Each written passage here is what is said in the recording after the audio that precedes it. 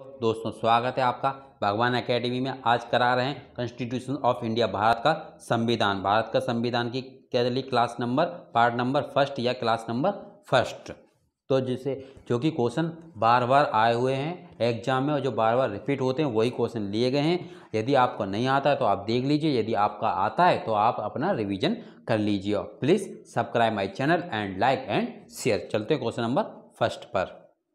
Question number first क्या कह रहा है, निम्नलिखित में से कौन सा भारत में समस्त ब्रिटिश संवैधानिक प्रयोगों में से सबसे अल्पकालिक सिद्ध हुआ था, मतलब कम समय तक था, अल्पकालिक सिद्ध हुआ था, कौन सा था? Option number A B C D कौन सा था? तो इसमें था option number B is right, Pitt's India Act 1784। सबसे इंपॉर्टेंट इसमें आपको जी एक्ट याद रखने होंगे कि कौन से एक्ट किस समय में आए थे।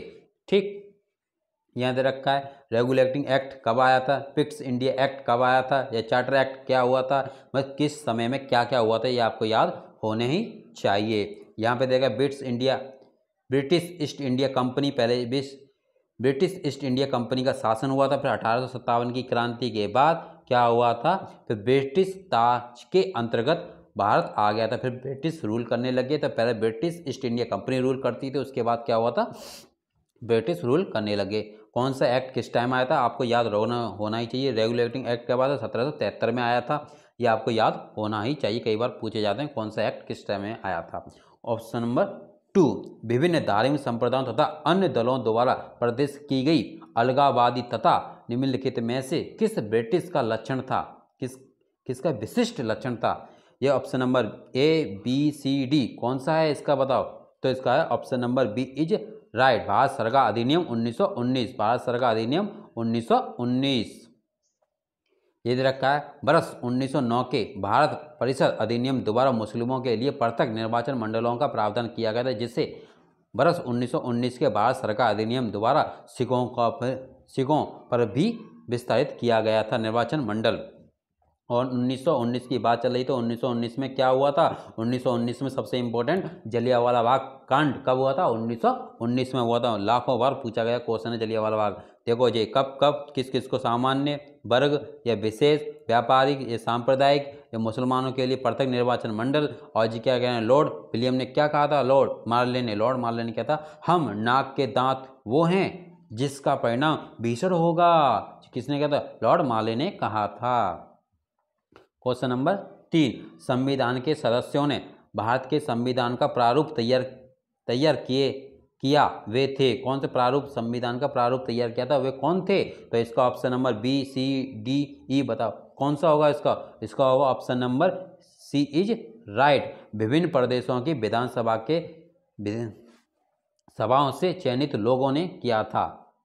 ठीक, यहाँ दे रखा है भारत के संविधान का प्रारूप तैयार करने वाली संविधान सभा के सदस्य विभिन्न प्रदेशों की विधानसभा के सदस्यों द्वारा अप्रत्यक्ष रूप से निर्वाचित किए गए थे। वोट दे, अप्रत्यक्ष मतलब वोट दे के नहीं आए थे। ये पीला पीला दृश्य यहाँ से लोग आए थे। ठीक, क्वेश्चन नंबर 4, इनमें से कौन जुलाई 1947 में गठित संविधान सभा के सदस्य नहीं थे? तो संविधान सभा के सदस्य कौन नहीं थे? डॉक्टर राजेंद्र प्रसाद, के एम मुंशी, महात्मा गांधी, या अब्दुल कलाम आज़ाद? अब्दुल कलाम आज़ाद नहीं है, अब्दुल कलाम आज़ाद पहले शिक्षा मंत्री कौन थे? तो अब्दुल कलाम आज़ाद थे। कई बार क्वेश्चन पूछा था, तो इसका ऑप्शन नंबर कौन सा होगा? सी इज राइट, महात्मा गांधी संविधान सभा के सदस्य नहीं थे। चलते हैं नेक्स्ट,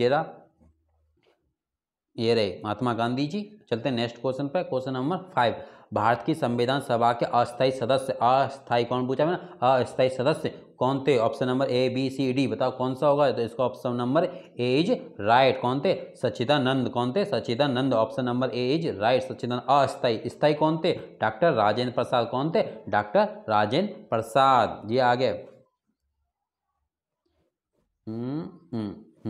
यह 9 दिसंबर 1940 को, डेट याद रखना, 9 दिसंबर 1940 को, 9 दिसंबर 1940 को आयोजित संविधान सभा की प्रथम बैठक में डॉक्टर सच्चिदानंद सिन्हा को अस्थायी सभापति चुना गया। सच्चिदानंद सिन्हा ने ही संविधान सभा के उद्घाटन अधिवेशन की अध्यक्षता की थी। कई बार पूछा था उद्घाटन अधिवेशन की अध्यक्षता किसने की थी, तो सच्चिदानंद ने किसने की थी उद्घाटन अधिवेशन की अध्यक्षता, सच्चिदानंद ने की थी। इसके 2 दिन बाद ही 11 दिसंबर को, कब 11 दिसंबर को, जी क्या 9 दिसंबर की बात चल रही है, यहाँ क्या चल रही है 11 दिसंबर मतलब 2 दिन बाद ही अस्थायी, कौन से स्थायी बनाए गए थे, कौन थे स्थायी सभापति बनाए गए थे, वो थे पहले राष्ट्रपति हमारे देश के डॉक्टर राजेंद्र प्रसाद। कौन थे, डॉक्टर राजेंद्र प्रसाद अस्थायी बनाए गए थे।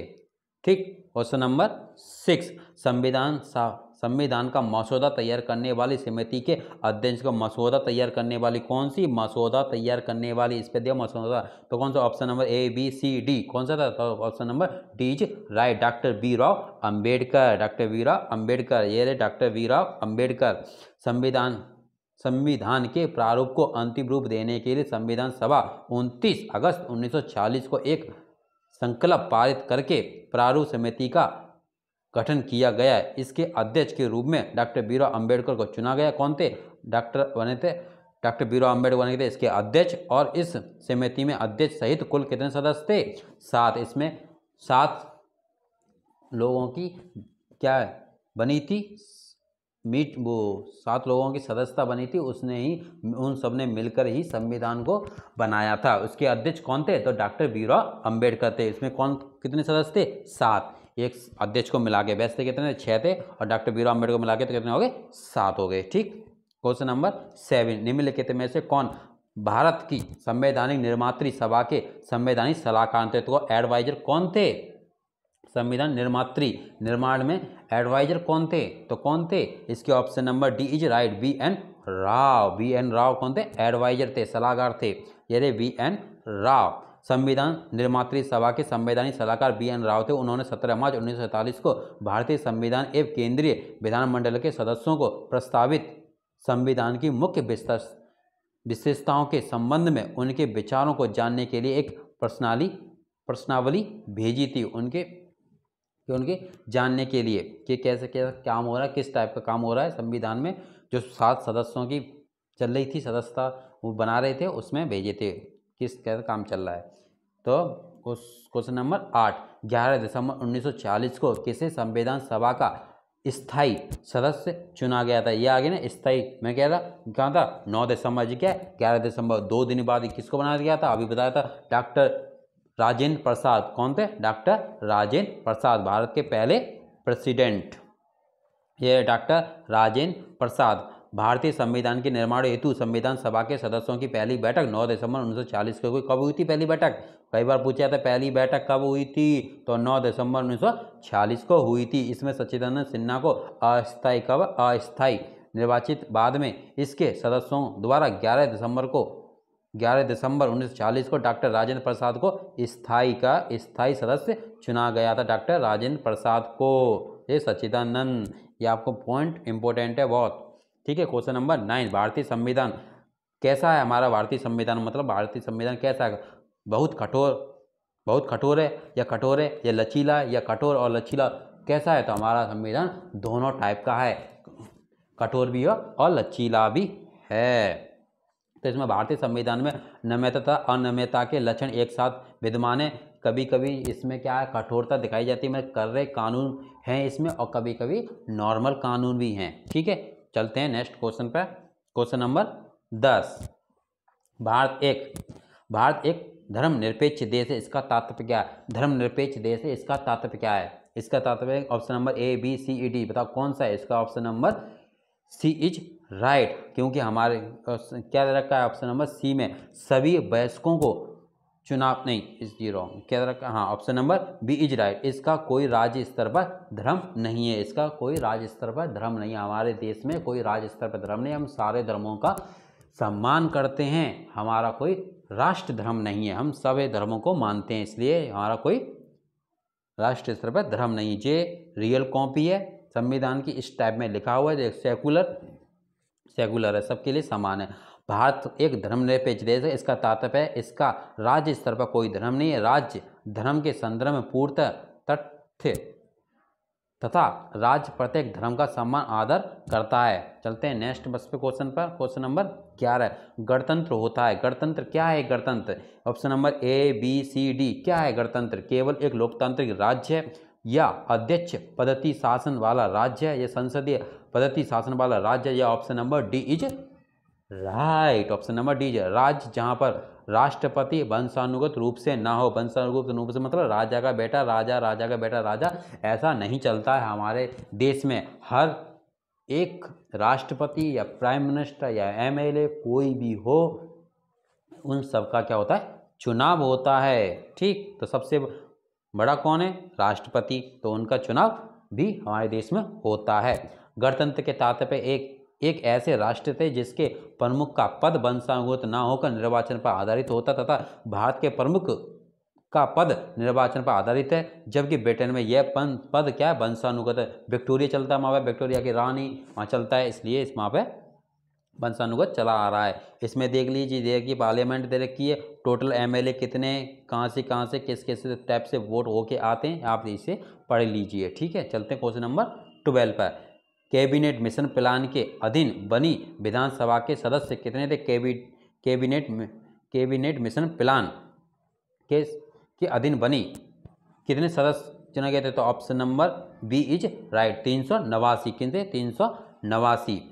तो कैबिनेट मिशन की सिफारिश के अनुसार जुलाई 1946, कई बार पूछा जाता है कैबिनेट मिशन प्लान कब आया था भारत में, तो कब आया था ये? 1946। कब बनी थी? 1946 टाइम कई बार पूछा जाता है। तो भारतीय संविधान सभा के निर्वाचन के चुनाव हुए, जिसमें 10 लाख की जनसंख्या पर एक प्रतिनिधि चुना गया था। किस पर? 10 लाख पर। किस पे? 10 लाख की जनसंख्या पर एक प्रतिनिधि चुना गया था। इस प्रतिनिधियों का चुनाव भी सीधे जनता द्वारा नहीं, अपितु प्रांतीय सभाओं के प्रतिनिधियों को करना था। इस चुनाव में कुल 289 सदस्य विधानसभा के माध्यम से निर्वाचित हुए थे, और 93 सदस्यों ने, कितने? 93 जी लिख रहा है, 93 सदस्यों ने भारतीय शाही सियासतों का प्रतिनिधित्व किया था, और 4 सदस्यों ने प्रमुख आयुक्तों प्रांतों प्रतिनिधित्व से किया था। इससे टोटल मिला के कितना? 389। कहाँ से किस टाइप से आए थे? ठीक, ये दे रखा है, ये भी दे रखा है इसमें, किस कहाँ से आए थे। ठीक है, चलते हैं नेक्स्ट क्वेश्चन पर। क्वेश्चन नंबर 12, बेबल योजना की असफलता का मुख्य कारण था। बेबल योजना की असफलता का मुख्य कारण था। बेबल योजना क्यों विफल हो गई थी? तो इसका ऑप्शन नंबर कौन सा है? Option number C is right. नहीं, ऑप्शन नंबर कौन सा है? B is right. कौन सा? Option number B is right. Congress तथा मुसलमानों के मध्य सहमति न हो पाना, दोनों सहमत नहीं हुए थे। तो क्या रहेगा? 26 जून से 14 जुलाई 1945 के मध्य भारत के तत्कालीन ब्रिटिश वायसराय लॉर्ड बेबल की मोस्ट इंपोर्टेंट क्वेश्चन है कि किस समय कौन सा वायसराय था, या गवर्नर थे, या गवर्नर जनरल थे, किस समय कौन सा था, ये आपको याद होना ही चाहिए। तो बेबल योजना बेबल से ही बनी थी, बेबल के नाम से ही बेबल योजना, लॉर्ड बेबल के नाम से ही बेबल योजना बनी थी, द्वारा शिमला में बुलाए गए सम्मेलन में। ठीक है, बेबल योजना कहाँ पर हुई थी? शिमला में बुलाए गए सम्मेलन में वायसराय काउंसिल के भारतीय सदस्यों की नियुक्त करने का प्रस्ताव रखा गया। कारणी में मुस्लिम सदस्यों की नियुक्ति के मध्य पर मतभेद के कारण बेबल योजना विफल हो गई। बेबल 14 जुलाई 1945 को सम्मेलन की विफलता की घोषणा हुई थी। कब हुई थी बेबल योजना? 1945 में हुई थी। दोनों सहमत नहीं हुए थे, इसलिए विफल हो गई थी। ठीक है, क्वेश्चन नंबर 14, भारत का संविधान 26 जनवरी 1950 को प्रकाशित हुआ था। क्यों? इसी दिन ही प्रकाशित, इसी दिन लागू हुआ था, मतलब 26 जनवरी 1950 से ही लागू क्यों हुआ था हमारा संविधान? तो कौन हुआ था? Option number D is right. इस दिन को 1929 से स्वतंत्रता दिवस के रूप में मनाया जाने लगा था। हम कब? 1929 से ही इस दिन को 26 जनवरी 1929 से ही स्वतंत्रता दिवस मनाते थे, इसलिए ही 26 जनवरी को ही ये लागू किया गया था। ये कौन है? एपीजे पंडित जवाहरलाल नेहरू। भारत का संविधान 26 जनवरी 1950 को लागू किया गया, क्योंकि लाहौर अधिवेशन में किए गए निर्णय के अनुसार 26 जनवरी 1930 से और 26 जनवरी के दिन को स्वतंत्रता दिवस के रूप में मनाया जाने लगा था। कहाँ से? लाहौर में, लाहौर के अधिवेशन में। कहाँ पे? लाहौर के अधिवेशन 1929 का अधिवेशन कहाँ पर हुआ था, कहाँ पर हुआ था, लाहौर में हुआ था। कहाँ पर हुआ था, लाहौर में हुआ था। कई बार पूछा जाता क्वेश्चन, ये रियल कॉपी दे रखी है जी, ठीक है, आप इसमें पढ़ लीजिए, ठीक है। ये क्वेश्चन नंबर 15, स्वतंत्र भारत के प्रमुख कानून मंत्री कौन थे। स्वतंत्र भारत के पहले कानून मंत्री कौन थे, law minister of independent India कौन थे, तो इसके थे option number D is right, doctor Bhimrao Ambedkar. Doctor Bhimrao Ambedkar, ये थे डॉक्टर भीमराव अंबेडकर। ठीक है, चलते हैं नेक्स्ट क्वेश्चन पर। क्वेश्चन नंबर 16, सर्वोच्च न्यायालय ने किस मुकदमे में यह बनाए रखा कि प्रस्तावना संविधान का भाग नहीं है। प्रस्तावना संविधान का भाग नहीं है। कौन से मुकदमे बनाया था, बेरू, कई बार पूछा गया है, बेरूबादी मुकदमा, गोलनाथ, अरे रुक जाओ, अरे ये क्या हो जाता है, हाँ कौन सा था, हाँ option number A B C D कौन सा था, इसका option number A is right, Berubari मुकदमे में बनाए रखा है कि प्रस्तावना संविधान का भाग नहीं है। तो सर्वोच्च न्यायालय ने बेरूबारी मुकदमे में यह बनाए रखा कि प्रस्तावना संविधान का भाग नहीं है। आप इसे पढ़ लीजिए क्यों क्यों, ठीक है। चलते हैं नेक्स्ट क्वेश्चन पर। क्वेश्चन नंबर 17, गीत जन गण मन भारत के राष्ट्रीय गान के रूप में किस वर्ष स्वीकृत किया गया था। तो कब किया गया था बताओ। जनगण मनगण गीत हमारा राष्ट्रीय गीत कब अपनाया गया था, ये बनाया गया था 1950 से। 26 जनवरी 1950 को राष्ट्रीय संविधान लागू हुआ था, उससे 2 दिन पहले मतलब 24 जनवरी 1950 को ही अपना लिया गया था। ये डेट 24 जनवरी 1950 को, 26 जनवरी को ही लागू हुआ था क्या संविधान, तो 2 दिन पहले 24 जनवरी को ही कर दिया गया था। जनगण मनगण को 24 जनवरी 1950 को भारत के राष्ट्रीय गान के रूप में स्वीकृत किया गया था। इसका ज्ञान सर्वप्रथम 27 दिसंबर 1911 को कांग्रेस के कलकत्ता अधिवेशन में हुआ था। राष्ट्रीय गान के गायन की संख्या अवधि कितनी है, 52 सेकंड में। कौन से अधिवेशन हुआ था, 11 दिसंबर 1911 को, कब हुआ था, कलकत्ता में 11 दिसंबर 1911 को, ठीक है, पहला गायन हुआ था। सबसे पहले ये भी कई बार क्वेश्चन पूछा जाता है, कौन सा, कि इसका गायन सर्वप्रथम कब हुआ था, और तो 27 दिसंबर 1911 को कलकत्ता के अधिवेशन में हुआ था। तो 1911 में अधिवेशन कहाँ पर हुआ था, मुंबई में हुआ था, दिल्ली में हुआ था, कहाँ पर हुआ था, कोलकाता में हुआ था। ये भी आप कांग्रेस का अधिवेशन 1911 में कहाँ पर हुआ था, कलकत्ता में हुआ था। ये भी इंपॉर्टेंट क्वेश्चन है, ठीक है। चलते हैं क्वेश्चन नंबर 18, भारत का अंतिम अंग्रेज वायसराय कौन था, तो Lord Curzon, Lord Wavell, Lord Mountbatten, Lord Irwin कौन था, तो option number C is right, Lord Mountbatten थे। कौन थे, लॉर्ड माउंटबेटन, ये थे लॉर्ड माउंटबेटन। इनने ही हिंदुस्तान और पाकिस्तान का बंटवारा करवाया था, ठीक। भारत के अंतिम अंग्रेज वायसराय लॉर्ड माउंटबेटन थे। इनका कार्यकाल 23 मार्च 1947 से लेकर 15 अगस्त 1947 तक था। इसके अतिरिक्त भारत के गवर्नर जनरल के रूप में इनका कार्यकाल 15 अगस्त 1947 से लेकर 1948 के भी मध्य रहा था। कौन बता, पहले कौन थे, वायसराय थे, फिर बाद में कौन बन गए, भारत के गवर्नर जनरल बन गए थे। सबसे पहले कब क्या हुआ था, जब आए थे ये, तो बंगाल में कौन थे, बंगाल में थे गवर्नर, कौन थे, गवर्नर, फिर बंगाल के गवर्नर जनरल बन गए, फिर कौन था, फिर भारत के गवर्नर जनरल बन गए, फिर कौन बन गए, भारत के वायसराय बन गए थे, फिर कौन बन गए लास्ट में, फिर गवर्नर जनरल बन गए, लास्ट में गवर्नर जनरल का काल रहा था। मोस्ट इंपोर्टेंट क्वेश्चन है, ठीक है। क्वेश्चन नंबर 19, स्वतंत्रता प्राप्ति के पश्चात भारतीय राष्ट्रीय कांग्रेस का पहली बार विभाजन कब हुआ था। पहली बार विभाजन कब हुआ था, कब, स्वतंत्रता के बाद। स्वतंत्रता के बाद हमारे देश में कांग्रेस का पहला अधिवेशन कब हुआ था, तो option number A is right, 1969 को अधिवेशन क्या था, वो क्या हो गया था, अरे क्या हो गया था, विभाजन, हाँ क्या हुआ था, विभाजन हुआ था, क्या हुआ था, दोनों के बीच में विभाजन हो गया था। स्वतंत्रता प्राप्ति के पश्चात भारतीय राष्ट्रीय कांग्रेस का पहली बार विभाजन 1969 को हुआ था, ठीक। चलते हैं नेक्स्ट क्वेश्चन पर। क्वेश्चन नंबर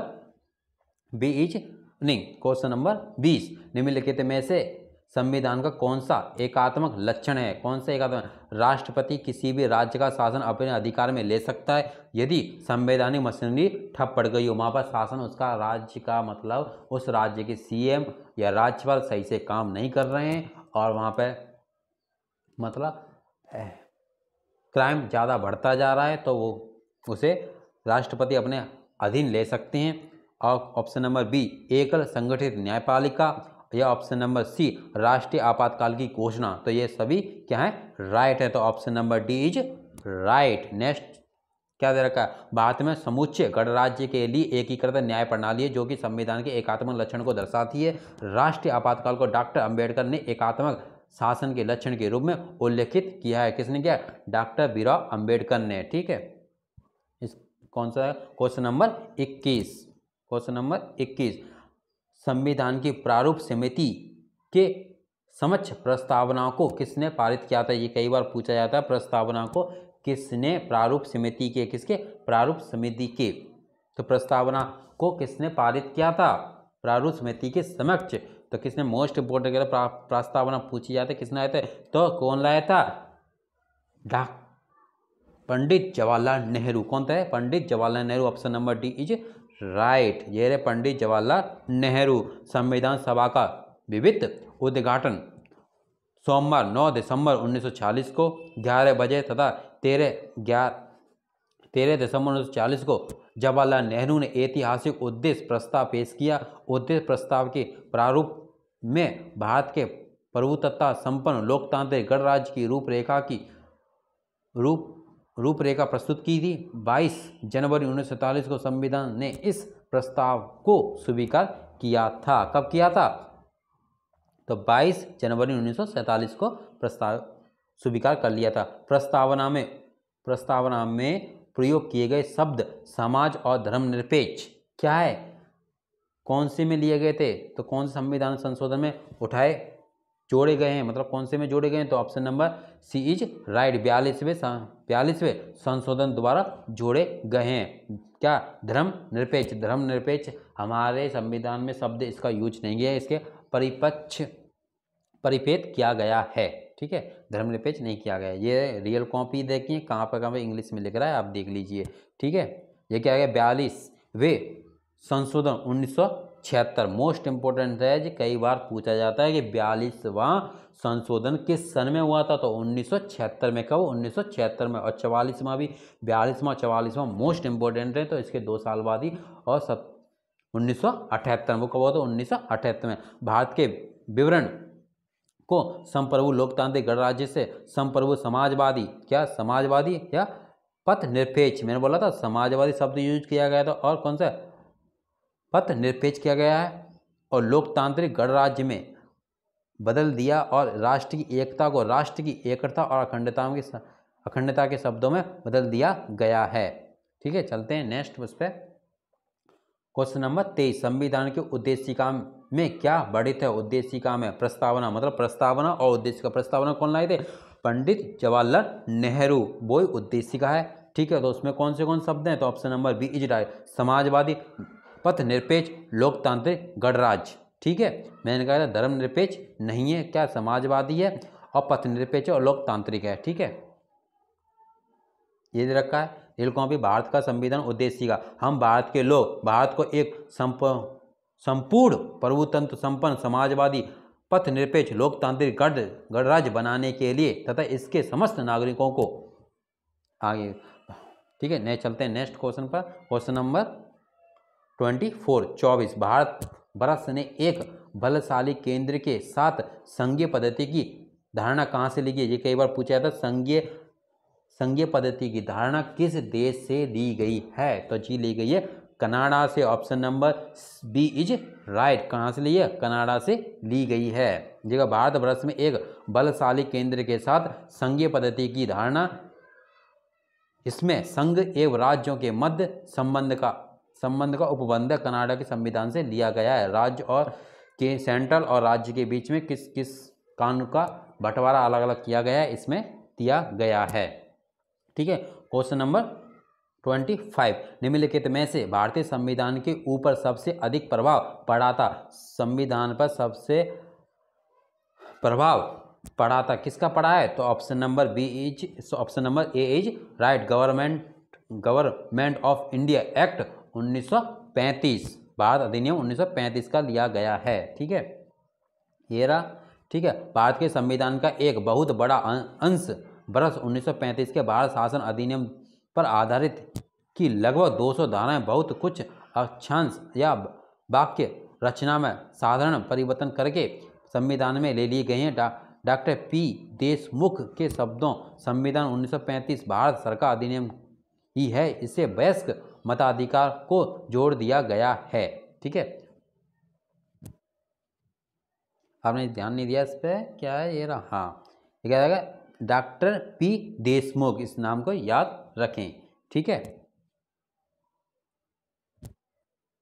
हाँ, संविधान की संरचना की परिकल्पना का उद्भव सबसे पहले कहाँ पर हुआ था? संविधान की संरचना की परिकल्पना सबसे पहले संविधान मतलब कहाँ पर बनाया गया था? तो फ्रांस, स्विट्जरलैंड, ब्रिटेन, जापान, कहाँ बनाया गया था? ब्रिटेन में। Option number C is right. ये रहा ब्रिटेन। सबसे पहले संविधान की संरचना की परिकल्पना ब्रिटेन में 1608 में कब हुई थी? 1600, ये देखो कब हुई है? 1608 में। हमारे देश में कब था? 1947 में। कब था? 1947 में। कितने साल पहले बन गए? 13 कॉलोनीज के तहत की गई थी, जिसमें मूर्त रूप से ब्रिटेन के प्रभाव वाले जॉर्जिया में किया गया था। ठीक, क्वेश्चन नंबर 27, किस देश ने सबसे पहले विश्व को लिखित संविधान दिया है? हाँ, लिखित संविधान सबसे पहले किसने दिया है? तो ये दिया option number A is right. किसने दिया? ए इज राइट, अमेरिका ने। किसने दिया? अमेरिका ने। फिलाडेल्फिया सम्मेलन द्वारा अमेरिका के संविधान का निर्माण 1700 कब हुआ था? 1787 में। कितना? 1787 में किया गया था।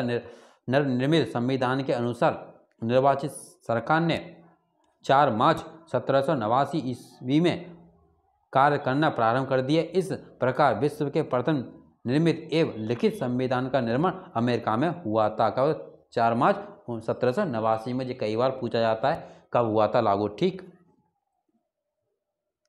क्वेश्चन नंबर 28, भारत का संविधान 1950 को लागू हुआ था। कौन सी डेट को हुआ था? अभी बताया था मैंने। कब हुआ था? 26 जनवरी को। 26 जनवरी को ही लागू हुआ था। Option number C is right.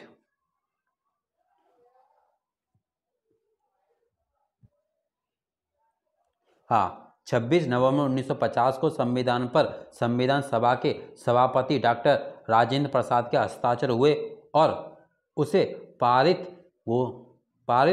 घोषित किया गया। नागरिकता, निर्वाचन और अंतिम संसद से संबंधित उपबंधों तथा अस्थायी और संक्रमणकारी उपबंधों को उक्त दिनांक से ही प्रभावित घोषित किया गया था। मतलब थोड़ा बहुत 26 जनवरी 1950 को ही संविधान लागू कर दिया गया। कौन से कहते हैं? नागरिक, निर्वाचन, अंतिम संसद और उपबंध, अस्थायी संक्रमणीय उपबंधों को उपयुक्त दिनांक से ही प्रभावित कर दिया गया। उसके बाद 26 जनवरी 1950, ये याद रखना, क्या बोला मैंने? 1950 चल रही बात और 1949 चल रही है। 1949 को ही कुछ लागू कर दिया गया था और पूरा संविधान 26 जनवरी 1950 को। डेट सेम है, आप इस बात को याद रखने। कई बार ऑप्शन में गलत हो जाता है, 49 की जगह 50 लग जाता है, 50 की जगह 49 लग जाता है। ठीक है, ये क्या रहेगा? जबकि ये रखा है, हाँ, जबकि शेष संविधान 26 जनवरी का शेष संविधान 26 जनवरी 1950 को लागू हुआ। 26 जनवरी 1950 को भारत को गणतंत्र घोषित किया गया, इसलिए यही दिन प्रथम गणतंत्र दिवस के रूप में मनाया जाता है। ठीक है, चलते हैं नेक्स्ट क्वेश्चन पर। और इम्पोर्टेंट, 26 नवंबर 1950, 26 नवंबर को ही संविधान दिवस मनाया था। Constitution day of India. Constitution day कब बनाया जाता है? तो 26 नवंबर को बनाया जाता है इंडिया में। ठीक, क्वेश्चन नंबर 19, भारत एक संप्रभु लोकतांत्रिक गणराज्य बना था। कब बना था? तो कब बना था? 26 जनवरी 1950 को बना था। कब बना? 26 जनवरी 1950 को। भारत एक संप्रभु लोकतांत्रिक, ऐसे पूछा जाएगा, संप्रभु लोकतांत्रिक गणराज्य ऐसा लिखा है क्वेश्चन में, संप्रभु लोकतांत्रिक गणराज्य तो कब बना? 26 जनवरी 1950 को। क्वेश्चन नंबर 30, पूरे के पूरे क्वेश्चन नंबर 30 करा दिए हैं। Please subscribe my channel and like and share. Please subscribe करें ज़्यादा से ज़्यादा और अपने फ्रेंड और अपने दोस्तों से भी सब्सक्राइब करवाएं। संविधान के निर्माण में निम्न में से कौन सा दल शामिल नहीं था? संविधान के निर्माण में कौन सा दल शामिल नहीं था? तो कौन सा था? भारतीय राष्ट्रीय कांग्रेस, मुस्लिम लीग, समाजवादी दल या मुस्लिम हिंदू सभा। कौन सी? हिंदू सभा संविधान में शामिल नहीं थी। ठीक है, ये साम्यवादी दल भारतीय स्वतंत्रता को वास्तविक स्वतंत्रता नहीं मानते थे। वे इसे कांग्रेस को सत्ता का हस्तांतरण मानते थे। वो कहते थे मतलब कि ये सत्ता हस्तांतरित हुई, मतलब पहले अंग्रेज थे, अंग्रेज का जमाते थे, उसके बाद अब कांग्रेस जताने लग गई है, इनका ये कहना था। ठीक, परंतु वे संविधान के निर्माण में शामिल नहीं थे। कम्युनिस्ट पार्टी तथा छोटे समूह स्वतंत्र 15 सदस्य, मुस्लिम के 73 सदस्य, भारतीय राष्ट्रीय कांग्रेस के 208 सदस्य संविधान सभा में शामिल थे, परंतु हिंदू महासभा का कोई सदस्य इसमें शामिल नहीं था। हाँ, तो क्या? Subscribe my channel and like and sharing. Thank you watching my video. Okay bye. इसका नेक्स्ट पार्ट कराएंगे हम क्या? कल। Okay bye.